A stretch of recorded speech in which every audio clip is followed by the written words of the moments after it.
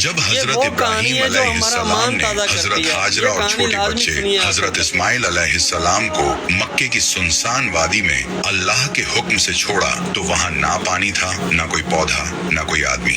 حضرت حاجرہ کے پاس صرف ایک چھوٹی مشق، پانی کی مشق اور تھوڑا سا کھانا تھا۔ کچھ دنوں بعد جب سب کچھ ختم ہو گیا تو ان کا دودھ رک گیا اور حضرت اسماعیل علیہ السلام نے بھوک اور پیاس سے رونا شروع کر دیا۔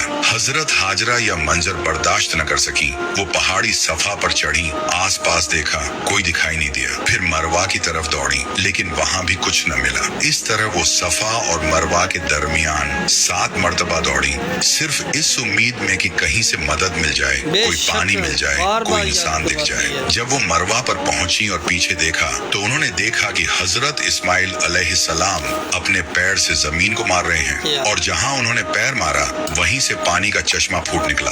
حضرت حاجرہ دوڑ کر گئیں اور بولی،